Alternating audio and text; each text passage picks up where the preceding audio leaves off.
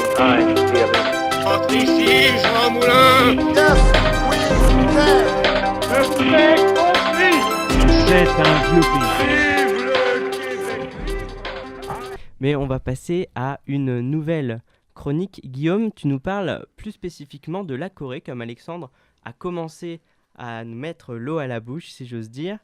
Je te laisse parler des deux Corées dans le cadre de ces Jeux Olympiques d'hiver de Pyeongchang. Ouais. Alors je tiens avant de commencer à vous présenter mes excuses pour les noms coréens que je risque malheureusement et fortement d'écorcher, puisque je vais donc vous parler de l'actualité très récente qui concerne les deux Corées. On le sait tous, les Jeux Olympiques d'hiver organisés à Pyeongchang en Corée du Sud ont démarré ce midi avec une magnifique cérémonie d'ouverture. Et j'en suis déjà tout impatient de regarder ces 15 jours d'épreuves magnifiques, mais c'est pas ce dont je vais traiter dans ma chronique. Alors ces JO vont permettre de rapprocher la Corée du Nord et sa voisine du Sud le temps des épreuves et de la trêve olympique. C'était la grande information d'une allocution de Kim Jong-un lors des vœux du Nouvel An à la nation nord-coréenne. Et c'est de ça dont j'ai discuté avec Jean-Baptiste Guégan, auteur du très bon ouvrage La géopolitique du sport, une autre explication du monde. Donc, est-ce que tu peux revenir, puisque c'est ton sujet, tout d'abord sur le contexte de cette approche entre les deux États coréens? Alors, pour reposer le contexte de cette information d'un rapprochement, il faut revenir sur la situation politique insulaire. Dès le début de notre discussion, Jean-Baptiste Guégan me précise que c'est le nouveau président sud-coréen Moon Jae-in qui avait introduit l'idée d'action commune lors de ces JO, avec la lourde tâche de changer de politique et de redorer le blason d'une Corée du Sud étranglée par la corruption et qui a d'ailleurs valu le départ de sa prédécesseur Park Jin-hee. Une proposition diplomatique sportive qui a été négligée par la Corée du Nord jusqu'au moment où les tensions trop fortes pour les alliés de Kim Jong-un l'ont isolé.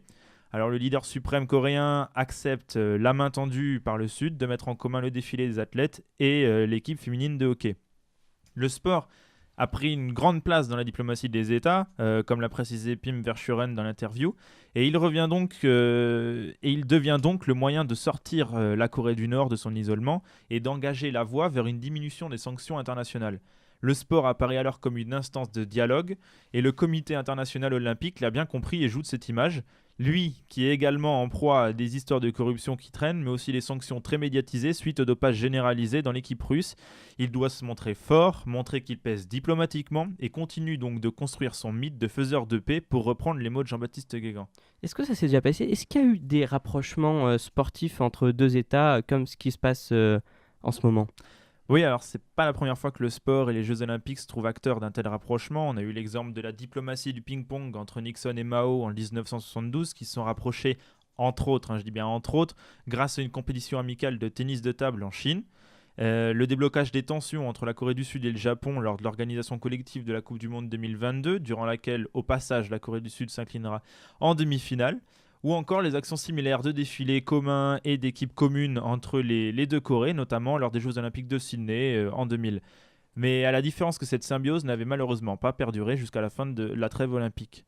Quand on rentre plus dans les détails sportifs, on s'aperçoit tout de même que cette décision d'unifier les deux Corées autour d'une équipe féminine de hockey ne plaît pas forcément à tout le monde. Premièrement, les athlètes et le staff qui devront être mis sur la touche pour le bien d'une symbiose, mais également les Sud-Coréens qui se privent d'une équipe compétitive. On ne cherche pas la performance, même si les humiliations seront très mal vues par Kim Jong-un, qui, on le rappelle, avait envoyé certains joueurs de l'équipe de foot masculine en camp de travaux forcés après leur humiliation à la Coupe du Monde 2010. Mais là, il se trouve que les filles de l'équipe ne se comprennent même pas, elles ne parlent même pas la même langue. Cette idée, du coup, en apparence bonne, se justifie surtout en fait pour le symbole.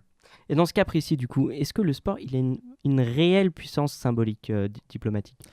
Oui, alors en effet, le sport et surtout les compétitions internationales servent de communication aux États et dans le cas présent bénéficient à tous les acteurs, que ce soit les deux Corées comme le CIO.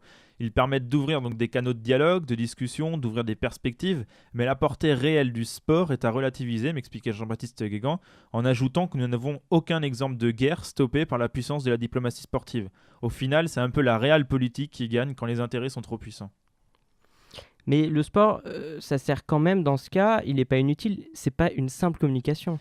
Alors ce rapprochement, en fait, c'est surtout un symbole, mais il a le mérite de démontrer implicitement la volonté des deux Corées de s'émanciper des États-Unis pour régler leurs différends.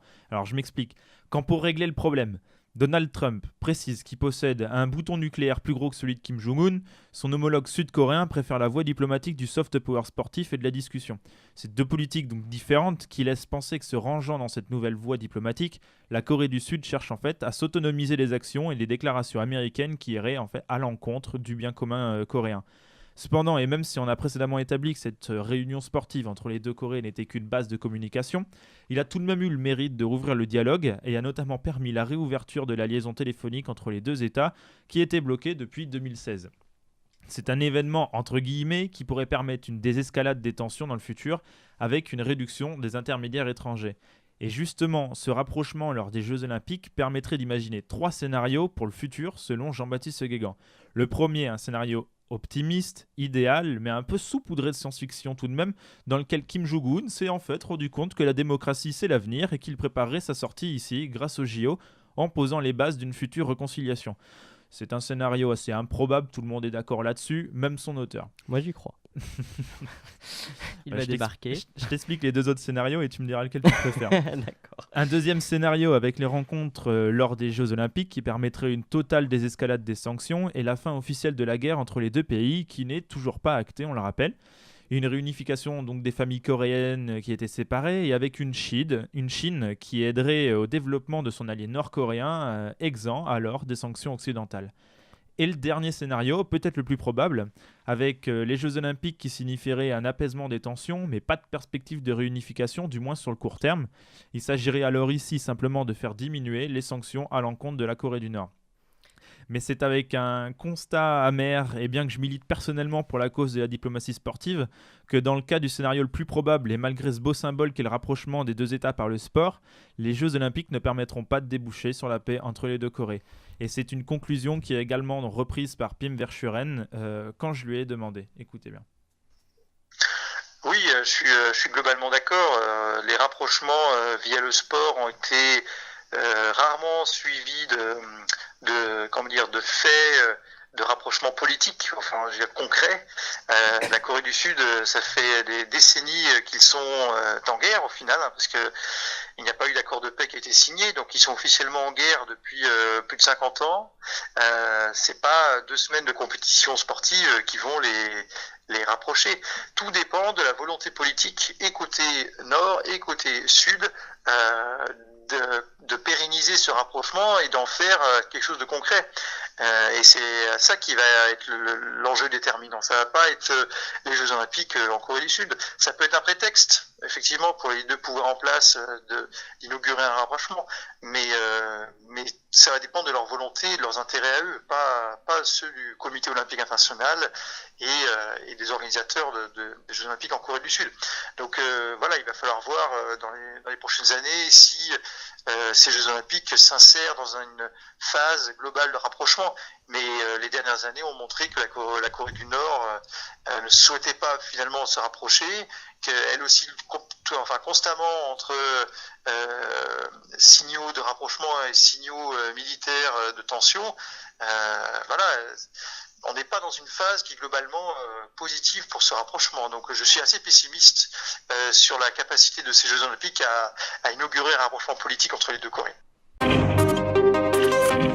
Ich bin ein Tier. Entre ici, Jean Moulin. Yes, we can.